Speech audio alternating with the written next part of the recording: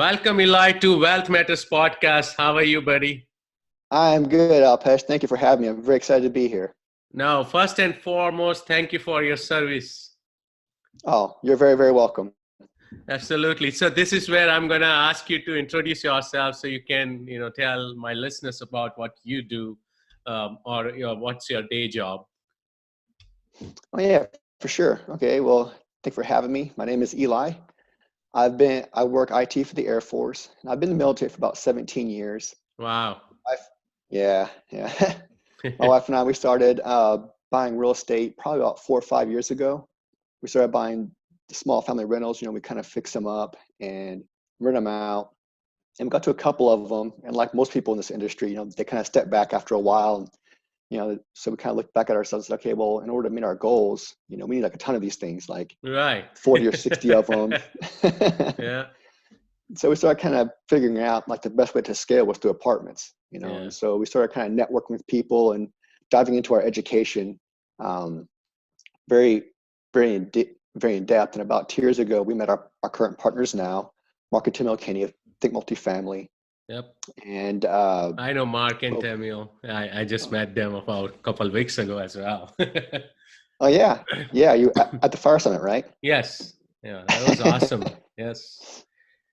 So, But yeah, go ahead. sorry to interrupt, but let me. So, you have been in military for 17 years, and when did you realize that you need to start investing, real estate or something else? But what happened? What was the hmm catalyst? Yeah, so I think most people that I work with, that are in the military or government in general, like we all kind of focus on working for the government and, for, 20 plus years and getting our retirement benefits. And that's okay, right? There's nothing wrong with that. Right. Um, but for me, just me personally, like that never really set right with me. I've always been kind of goal oriented, and I've always wanted to, have more wealth, have more opportunities, kind of have more of a legacy, give back more. And so I think just, it kind of started off kind of slow, for me, like over years as I kind of just Right. learned more about what wealth was, um, what true legacy was. Then that kind of got me pushed into figuring out, okay, real estate is like the best way to do this. And I'm truly passionate about, doing this. So that kind of, even though it was over time, I never really like let it go. That's great. And so you said 17 years. So were you deployed outside US or where were you deployed on during those 17 years? Well, I've been all over the world, a lot to Asia, Oh wow. all the states. I've been to Alaska, North Carolina, Georgia, California, Thailand, um, and then Korea, and also Wow. the Middle East too. That's crazy. So, I know you said that you started doing single family rehab, and when you started, were you out of state or out of country? How did you start, and how did you manage? So we were in the States when we were doing that. So about 4 or 5 years ago, when we started doing that, I was here, and so it was kind of working like two jobs pretty much. Of And then, course. yeah, and a couple of years ago, I met our partners, and like right after I met them, that's when I deployed to Kuwait. Oh wow. And so Okay. while I was over there, I worked with them a lot while I was over there. And then when I came back after 6 months, at the end of 2017 is when I started hunting down deals, and then we started buying from the end of 2017 on until now. Okay. Yeah, So you said that when you were deployed in Kuwait, you were still working with Mark or your partners, right? How were you yeah, able to fit in your training and investing while you were deployed overseas? yeah. It wasn't easy for sure. um, ex- Especially since you're kind of on opposite schedules too, so that kind of added That's extra that. dynamic in there. It's pretty much other side of the world, right? So it's almost 11, 12 hours difference. It is. And so, I wish I could kind of give you guys like a special trick to help you balance your time better or whatever. But I think what kind of helped me out to do that was just the fact that, um, for one, you gotta stay passionate, committed, right? And then because you know, if you really aren't passionate or you don't have a strong why, then, you know, when you have to give up something, right? Like an Right. hour of sleep or Yes. a weekend of beer drinking or whatever, then you probably won't end up doing it in the long run. So Right. I think being committed is mindset's number one, and number two is just being able to balance your schedule effectively. You know, and this Right. is this is something that I still struggle with today. Oh, Is yes. Yes. trying to figure out, okay, well, what's the, staying true to my morning routine and staying intentional with my schedule and really asking myself every day, is what I'm working on right now really helping me accomplish my goals? And if they're really not, then I'm probably not gonna be doing it. But Right. And make sure you have a good schedule. and you brought up a great point, and that's the problem with not you or I, but almost everyone, procrastination. And our attention spans are reducing like crazy. I was listening to another podcast, and they said that as of now, right now, our attention spans are about between 30 seconds to 8 minutes. That's about it. What was If you that? take What? Like, some yeah, exactly. Because we are so tied to social media, news, all of that, that it's very hard for someone to oh stay yeah. focused. Yeah, but it's the key. When you are motivated and you really want to get to something, then you are going to focus on it, right? But that's a great point, especially when you are deployed, you are working, and you are investing as well as you are getting trained in real estate. So how did you and I think you kind of answered that, but how do you and did you stay motivated while working full time all those years, last 4 or 5 years, and still investing? um, did you set up a routine kind of deal, or how do you keep that, how do you make sure that you are pushing yourself in the investment world as well? Oh yeah, yeah, yeah. So I think there's two parts. Well, there's probably three parts really to that. High level, right, is the first thing that I really have to establish is a morning routine, right? And you got to stay true to it. So I don't know, for everybody, if it's going to be working out or meditation or coffee or reading or journaling or whatever it is, right? Or Right. maybe a combination of like all of those. But I think setting up a morning routine that that best invigorates you and gives you that mental edge in the morning is key number one, right? Um, Number two, I would say, make sure you have some kind of system of scheduling. And I don't know if it's going to be for you to have an actual physical schedule, like a calendar where you can write things, but make sure that you're able to identify like like your goals, your visions, your tasks for the day, like your big key players and all that jazz, and whatever it takes to keep you, you know, focused on that and time blocked off on that schedule to where you can focus, right? So where you have like an hour of just, intense study of, calling investors or analyzing deals or whatever it takes, of not getting interrupted by emails or phone Right. calls or whatever. So that's number two. And probably number three is having a strong support network, like, That's so important. I'm glad that you brought that up. oh, Because having that strong support network or accountability partners, though, that's so much needed, even if you are so focused. And just to add a couple of books I can recommend, and even I seriously struggle as of now as well, just with emails. I get tons of emails, and as soon as I get the email, mhm, I have habit of responding, right? So I still get yes, sidetracked because I always want to make sure that people think that I'm always on top of the things. But that does yes. not make sense when you really have to take care of certain things, right? When you are working on a tight timeline. So a couple of books I read, and great books. Eat That Frog, right? That book talks about eating a frog. It means that your biggest and most important task, taking it on first thing in the morning, Hmm. and as soon as you complete that, you will feel empowered. You'll feel that you have accomplished something really big, and now you can go on with your day, right? That's Oh yeah. yeah, that's a great book. And another one which I highly recommend and I follow personally is Miracle Morning by Hal Elrod. So, he talks about setting up your morning routine, which you exactly mentioned, right? Oh, So well, like good. my morning routine is wake up, hit the gym first, right? For me, that's the most important thing. Get it out of the Mm-hmm. way. Once I'm done with the gym, I come home, meditate for 15 minutes, and now I'm ready to roll. I feel energized and I'm ready to go. But for everyone, that could be different. But Oh, yeah. definitely, yeah, read the book or listen to the book on Audible, Miracle Morning, and how you can set up your day around that, right? But no, and I'm glad that you mentioned the support network as well. So, Oh, yeah. no, this is pretty great. Can you mention the mistakes you have made so far, or some of Oh, the geez, man. mistakes you have learned from? Of course, we all make mistakes. As I Oh, said, yeah, I too still many. read emails all the time. Yeah. Uh, oh, yeah, there's a ton. Luckily, there's no, so I know, well, I've been doing this for, several years, and we haven't made too many mistakes that have caused us to lose our shirts at all, right? So that's That's good. good.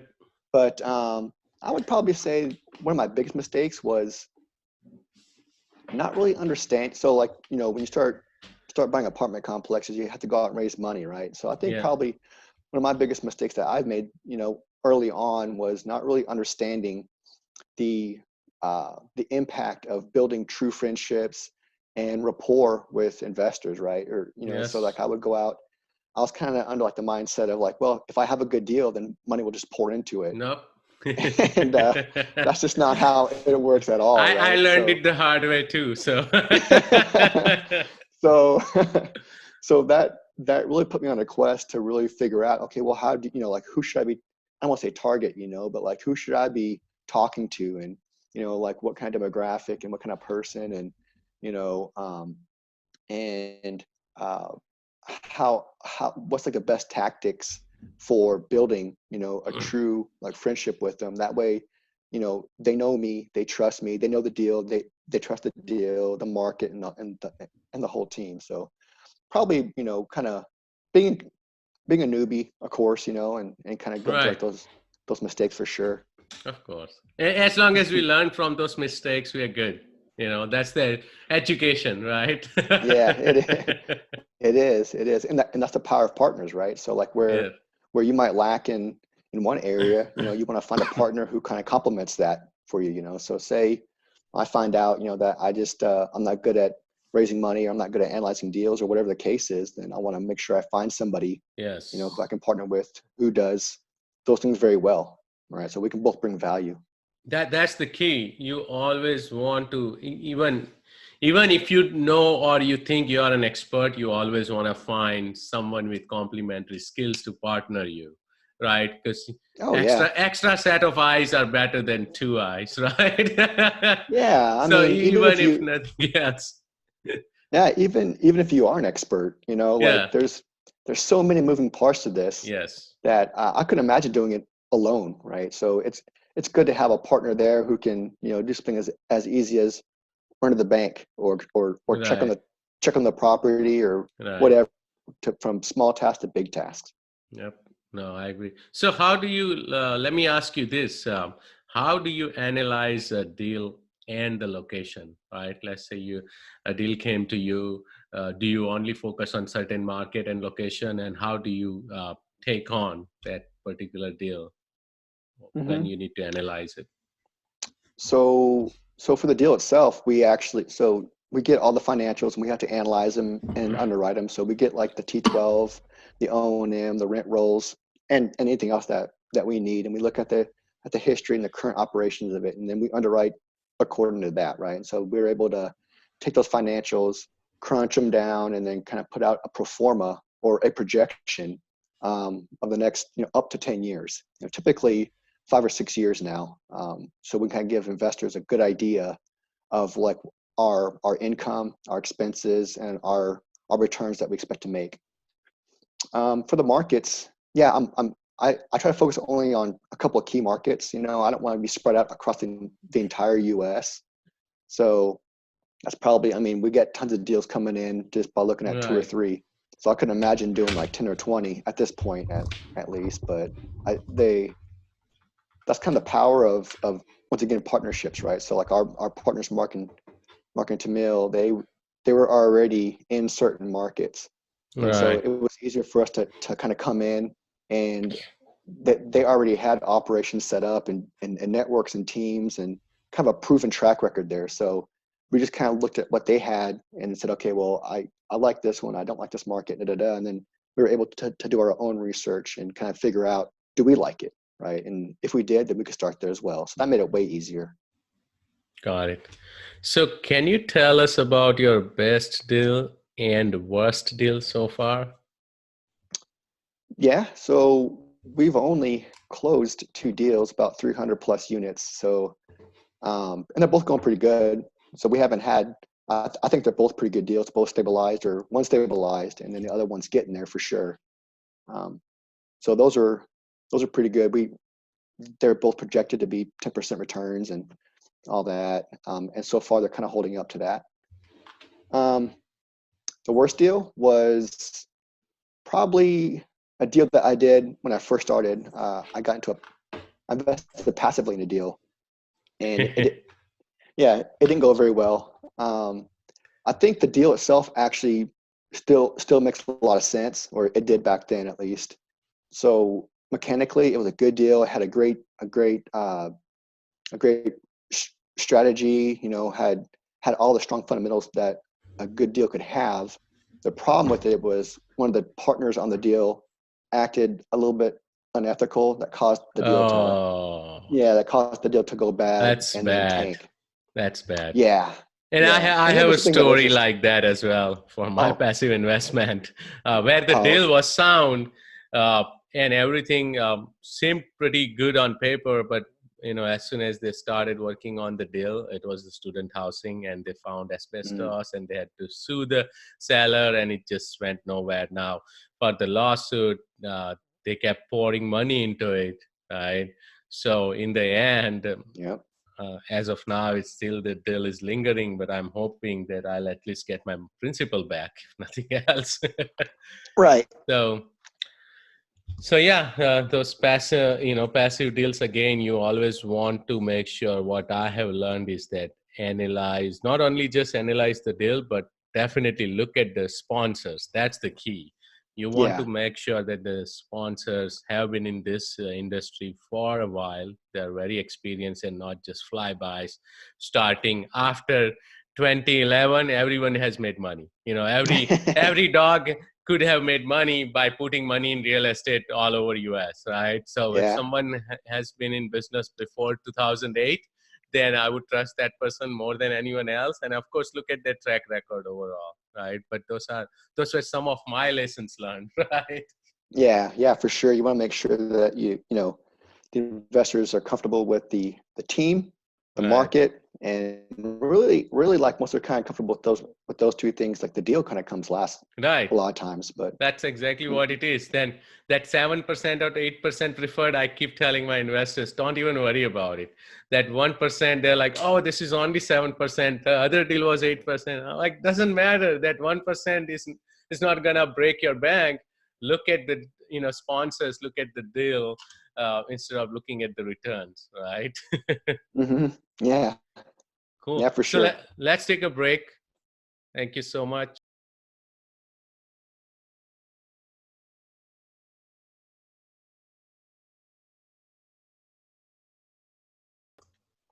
Welcome back, everyone. I'm chatting with Eli about how to stay committed and then invest in multifamily. He went from, I think, 2 units to over 400 units in last 4 years. So that's amazing.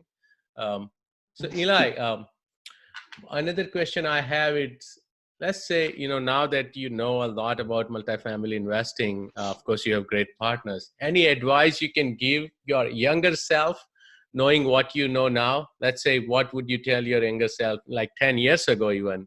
What have you learned from what you have learned so far? Oh yeah, sure. So education is key, right? So I would Yes. say I would sit down with Yeah. a young Eli and say, hey, it's important to be educated, but it's equally, if not more important, to take action. Mhm. So take action, but take it like guided action. So what I mean by that is get educated, take action, and find a mentor and a group that you blend well with, right? Because there's nothing more fruitful than having a mentor and a group where you can, ask questions and bounce off frustrations and have a network of Right. professionals there at your disposal. Or at your disposal, right? So I would say, do those things. And then on top of that, just be patient. These businesses just take a long, long Right. time, and just be patient and don't rush it and get frustrated too much. Yeah, that's a great advice about patience, which I'm so impatient, but I agree. Hmm. And finding a mentor or a group, whose values align with your values, right? Where, as you Yes. said, you blend well, but you want to make sure that, it goes both ways, right? So you want to make sure you are able to Hmm. bring the same kind of, enthusiasm and values to the group, and the other way around. But that's awesome. Oh yeah. So, any books or tools do you recommend for someone starting out in real estate or someone who wants to move from single family to multifamily? There's tons of books and Right, podcasts and things like that, but I would say find a mentoring group, right? So if you want to get into like whatever, like for apartments, I would say think multifamily. They're an excellent group. They have a proven right. track record, and they're one thing that's special about them. So I'm kind of biased because like they've helped me grow so much, right? But Mm-hmm. one thing is that their top dog, Mark Kinney, he's always there for you, right? So he can help guide you and mentor you, and then we have they have a strong network there. So if you have any kind of struggles, you can always kind of rely on other partners in the group, on Mark, or on like their network of lenders and brokers and professionals like that. So I would say find a good group like that. Yeah, no, that's again a great point, right? Find a group. If you want to do multifamily, look at, of course, Mark. There is Brad Sumrock, Joe Fairless, Michael Blank, Rodcliffe. There are tons of them out there, right? As well as Mm-hmm. same way, if you want to go into not investing or wholesaling, even any of those, find a Flips, all group. kinds of stuff. Yeah, Yeah. yeah. So Yeah. basically, because you don't have to reinvent the wheels, right? You don't have to Exactly. rebuild or your team. You will find the team from your network itself, from the group, so you can hit the ground running, and they will already tell you about the mistakes they have made, so you can make sure that you jump through those obstacles, while you're running, and not fall down, right? Yeah, yeah. And make sure that they have a culture and values that you believe in, Of right? course, So that's the because key, it's actually. yeah, it's one thing to go out and buy properties, but when you have to partner with people, you want to make sure that you're in a network that aligns with like your values for sure. Right. So, I can tell, and I'm doing the same as you, I work about 50% still in my day job and do podcasts and investments, etc. And you are still full time. So, how do you cope up with stress? Right? How do you make sure, Mm. Yeah, yeah. Stress, Yes. one killer. So, I think part of so luckily I'm the military, so we're kind of paid to work out. So part of our day is Wow, working out. that's And so awesome. yeah, if, yes. if someone So can do that, I'll be at the gym whole day, man. yeah. Well, not the whole day, No, but I'm just but it's kidding. important. Yeah. But it's important for us to be fit to fight, Uh, right? So yes. so I think staying fit and staying consistent with being fit is number one. Like I would probably go crazy if I couldn't Yeah. work out my day. Like you in your mornings, right? Like you have to Oh go there yeah, and I go crazy. Even weekends, hmm so I try to do 5 days a week, but weekends even I'm still craving for it. I'm like, I yeah. wanna go work out. But and yeah, and great point. I think I think another thing for me is meditating. So Oh, okay. whenever I'm under like some stress or pressure, if I'm able to pull back for no less than 5 minutes, at least five minutes or more, 5 to about 20 minutes is good for me. But if I'm able to kind of pull back, throw some earbuds on, and then pay attention to my breathing, that really helps me stay centered and level-headed. Cool. Awesome. And I don't want this podcast to become health related podcast or fitness hack because I love it and I will keep talking about it. But I have one question on the meditation. How did you get started? Did you take a course or did you follow certain apps on the meditation side, or it's just natural? No. It wasn't natural. And it's Right? funny. It's I hard. still, yeah, it is, man. It's And I still work on it even now. Like, because even when I focus my breathing, my mind's like everywhere. exactly. So yeah. But I started several years ago, and probably 3 or 4 years ago, and I started out with an app called Calm. Um, but now I just kind of I find just videos on YouTube that if I wanted to do meditation for positivity or Oh, okay. affirmations or for energy, depending on how I feel, what I'm looking for, then I'll find one online. I'll kind of follow that because there's nothing wrong with Calm, but I think personally that's the way I kind of fit better. I'm like, well, today I feel like I need positivity, so I'm gonna look for a 10-minute one on positivity. Yeah, Done. that's So. that's so. So for this podcast, this is my biggest takeaway, right? So I use Headspace, right? But again, after a Mm, while, it gets monotonous and you get used to it. So I think this is a mm-hmm. great point. I will look into it as well, that I Oh, can okay. find Yeah. certain, videos or other music, and which will resonate with me for that particular day. Okay. I'll send you some. That would be great. So how can my listeners reach out to you, buddy? Okay. So my email is evo2. That's EVO and like the number two enterprises at gmail.com. So please reach out to me, and I'd love to have a call, coffee, lunch, or whatever with you guys. Absolutely. I'll take you up on that. Thank you so much. Absolutely. Yeah. Thank you very much. Yep. Have a great day, man.